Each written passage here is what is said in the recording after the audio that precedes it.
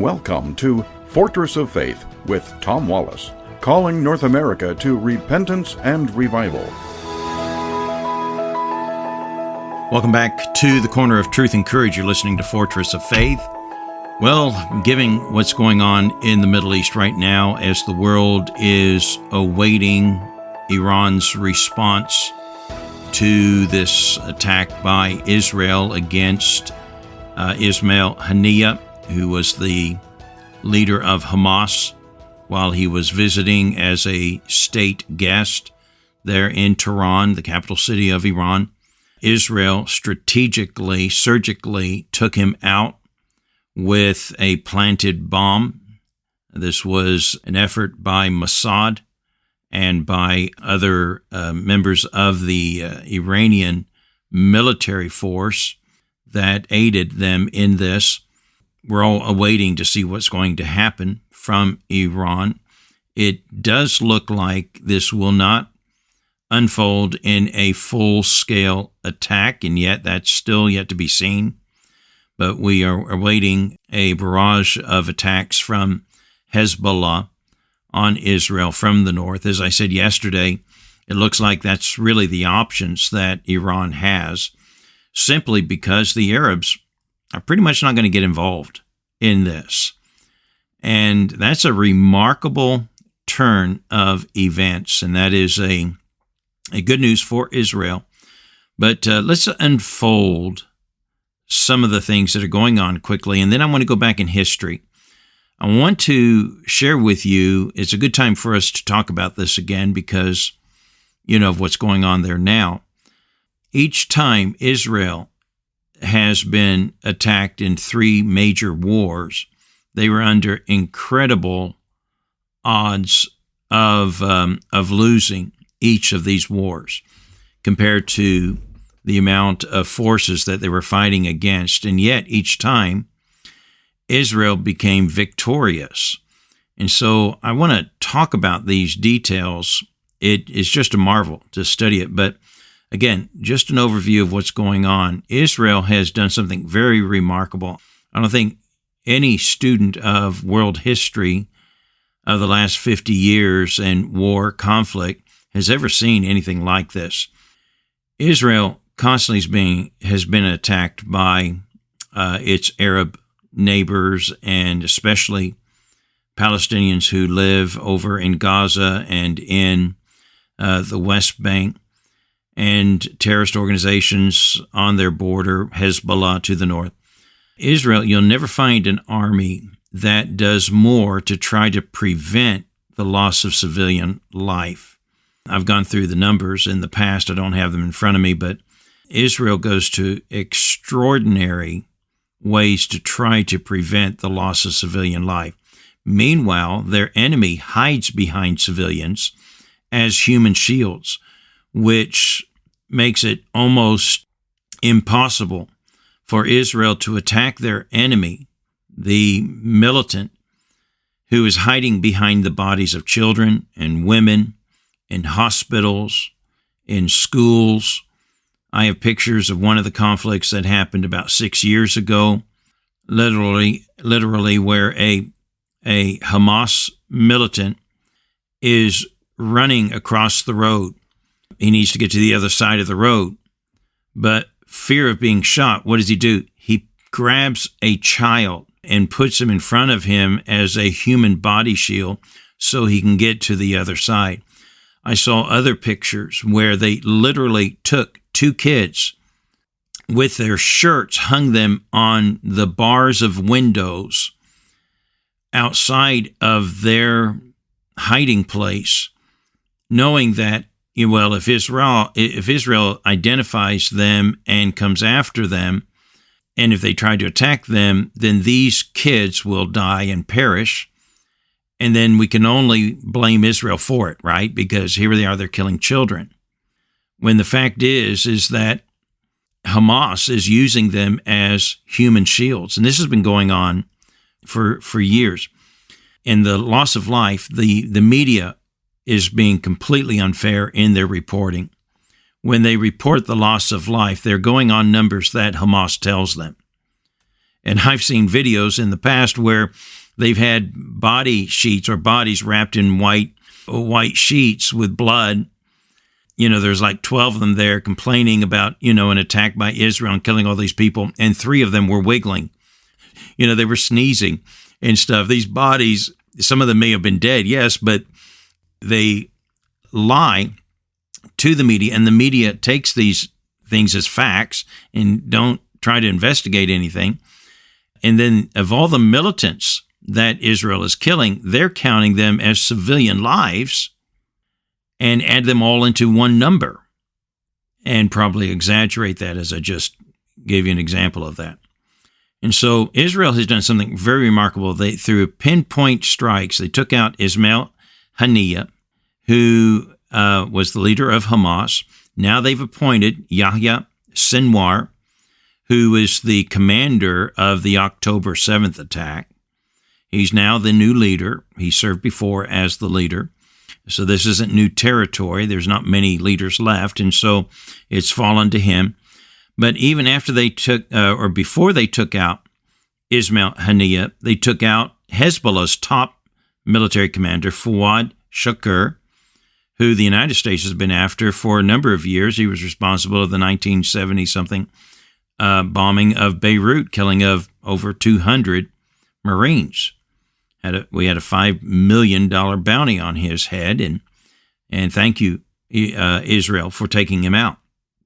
And now, since these attacks, Israel has also, through air campaigns, pinpointed and taken out the Hamas top military commander, Daif, who is in Gaza, and they also took out the finance deputy leader, Abdel Fattah al-Zahri. And he's been the one largely responsible of stealing the aid, the financial aid that's been given to the Palestinians there, and using it for Hamas.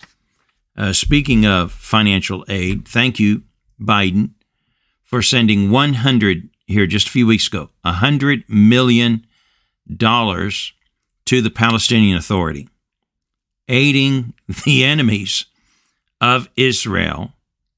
Thank you for showing your colors and showing your loyalty to Israel, even knowing that the Palestinian Authority is paying out $16 million a month to pay out the families that they have contracted for pay to slay.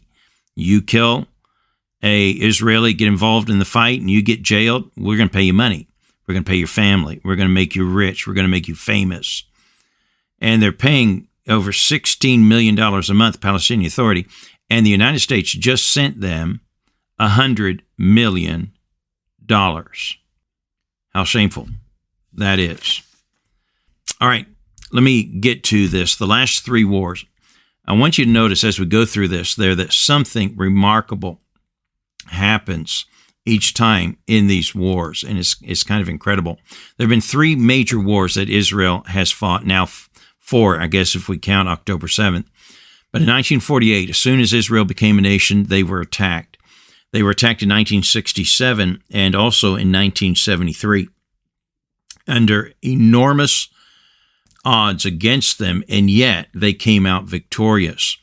Now, the first war of 1948, well, that happened immediately after the British pulled out. They had the what was called the British Mandate given to them by the League of Nations there. And on the midnight of May 14th, 1948, their authority in the land ended. And so literally they boarded their ships and pulled out of the country. And the Arabs had been planning to invade Israel after the British had left. So meanwhile, that evening, immediately after midnight, Israel gets together and they form a government. And they declared themselves as a state, reinstituting the Israel state in their ancient land. The United States quickly accepted and recognized Israel. We were the first nation to do so. But that very next morning, the new nation of Israel was attacked. Egypt came in, Saudi Arabia came in, Jordan, Iraq, Syria, and Lebanon. So on all fronts, Israel, as soon as they became a nation, they weren't even 12 hours old, and they were attacked. Now look, there were 40 million Arabs against 500,000 Jews. Get that, 40 million Arabs against 500,000 Jews. And Israel had very little guns, weapons, armament, training, much less of an army. And they're going against armies that had tanks and jets and everything else there. And somehow, miraculously, Israel not only wins, they win handsomely. Let's go to June 5, 1967, the second attack. And as we look at that, Israel knows they're about to be attacked by Egypt. All the intelligence tells us the army has moved to the border. They're about to come in. So Israel launches a preemptive attack on Egypt, and then it all explodes.